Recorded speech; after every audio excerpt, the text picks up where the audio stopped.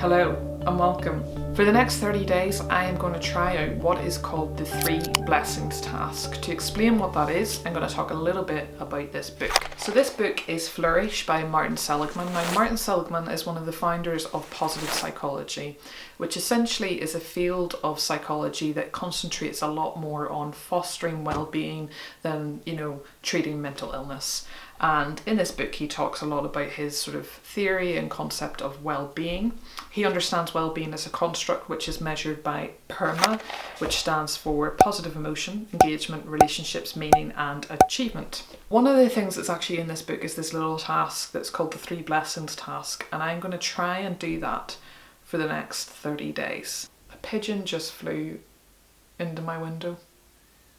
Why is this pigeon trying to get in my window?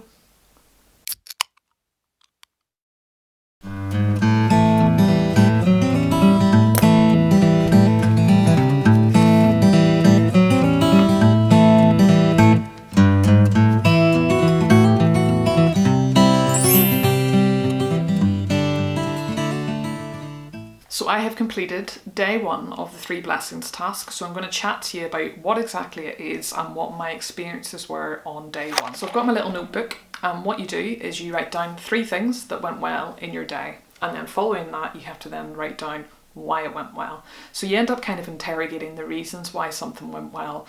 And I think that's perhaps where you kind of end up having a bit more of an appreciation perhaps of why these things might have went well. And I'll give you some examples of what I wrote down.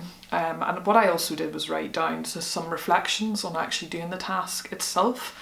So my initial reflections, I was thinking about how the day itself, was supposed to be quite a nice day. I had taken my mum to an appointment and it was around lunchtime, so we sort of had thought maybe we'll go for lunch. But it ended up just being a really stressful situation because I am a terrible driver, get really stressed out when it's busy, can't park to save my life, and it was just, the whole thing was just a bit of a disaster. So I found that whenever I sat down to write down these 3 blessings, or 3 things that went well, I felt really frustrated because I found initially the first thing that I wanted to do was think, I could have wrote down, went out for a nice lunch, but all I could think about was how stressed I was. So I found that I was just focusing a lot on the negative rather than on the positive. But I did manage to write 3 things down. So one of the examples was I had received a message back from my tutor. So I'm a university student and I had sent my tutor a message about an assignment, and I don't tend to really like to reach out and ask for assistance or help or anything. So I get a bit nervous about doing those sorts of things, but I had received a message back from my tutor. So I wrote that down as one of the things that went well. And then whenever it came to writing down why it went well, I was able to sort of recognise that when you reach out and ask for support, a lot of the time you end up being really grateful for it. And this was one example where she had given me really, really good feedback, really good guidance, and it was actually really, really helpful. So that's the kind of thing that you're writing down. So you're able to say why it went well, because my tutor cared enough about me to respond to me, because I cared enough about my own learning to actually reach out and ask for help.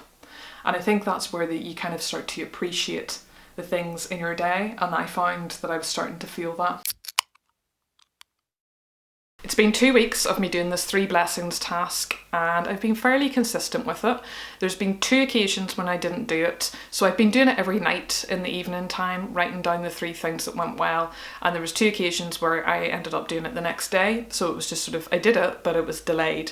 And there is something to be said about writing these things down on the actual day that they happen, because I found it much harder to reflect whenever I had left it for a day. But otherwise I have been fairly good at sticking to the routine of doing this little task, and I found it to be interesting. There's some kind of mixed feelings for me, to be honest. I think sometimes it feels like forced positivity, sometimes it feels like a bit fake. So for instance, there was one day I wrote down, I had been for a walk and I wrote this down as one of the things that had went well, and I felt like, well, this isn't really that true, is it? Because in reality you were actually really annoyed in that walk. There was too many people and you were annoyed at that. I mean, how dare there be people out and about?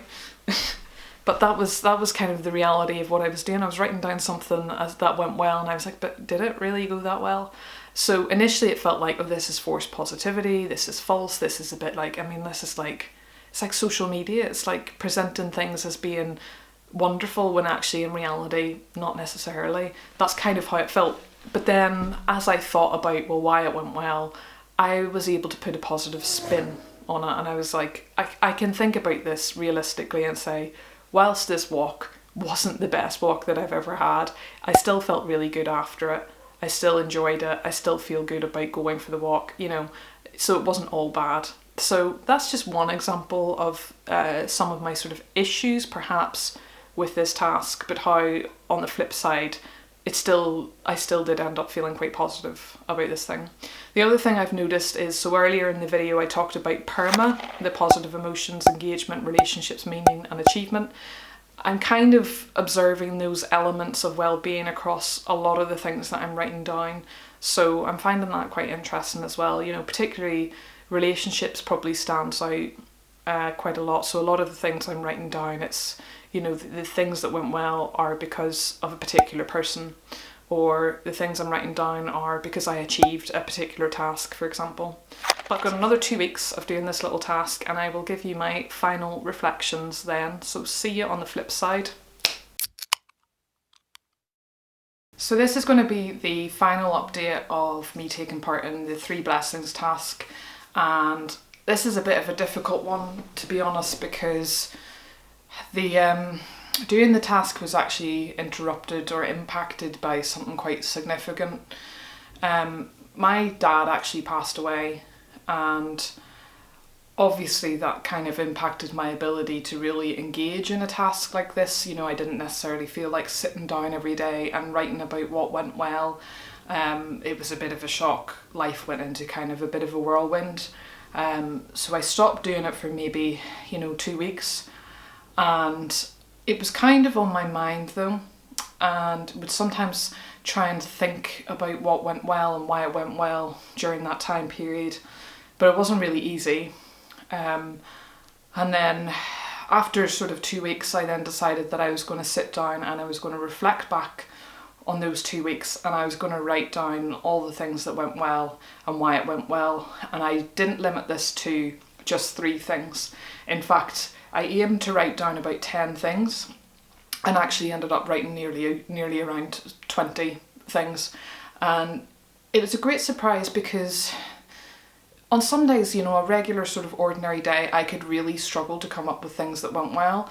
Whereas reflecting back on that time that was incredibly difficult, it was actually quite easy to think about things that went well. And I think, it would have been incredibly powerful if I was able to stick to this task during that time period. Although, of course, I totally understand why I couldn't do it, but I think it would have been useful to me. But I still found it incredibly useful after the 2 weeks to sit down, reflect on everything, because I think it was just this big realisation that even in times of great difficulty, there are things that do go well. And I think the major thing is, the relationships aspect of that PERMA model became very prominent, because a lot of the things that went well centred around other people. So, family coming together, people reaching out, all those sorts of things were things that went really well. And I think overall why things went well really boiled down to because people care, because I care. That's kind of the major kind of conclusion about most of the things that went well. So I found it to be really therapeutic, really useful to sit down and think about those things. And I found it to be a really useful task. So it's kind of ending on a sort of semi-positive note in a way, because I did find this task to be really useful, and I would recommend it to other people. And I think that it's something that I would like to continue, not necessarily every day, but it's certainly something I would like to continue, because it really did make you think about things that went well, and I think it's the why it went well that was really important to pay attention to. And whilst there were some days that I felt like, oh, this task is actually making me feel worse about life, I think overall it did have a really positive impact on my well-being, really. So that's kind of the end of this task. I really enjoyed taking part in it. It's just, it was difficult towards the end, but it's definitely something that I would want to continue. So overall, Mr. Martin Seligman, thank you very much for introducing me to the field of positive psychology and this well-being task is definitely something that has been very useful to me. So thank you very much for watching this video. I hope you enjoyed it, and I will see you in the next one.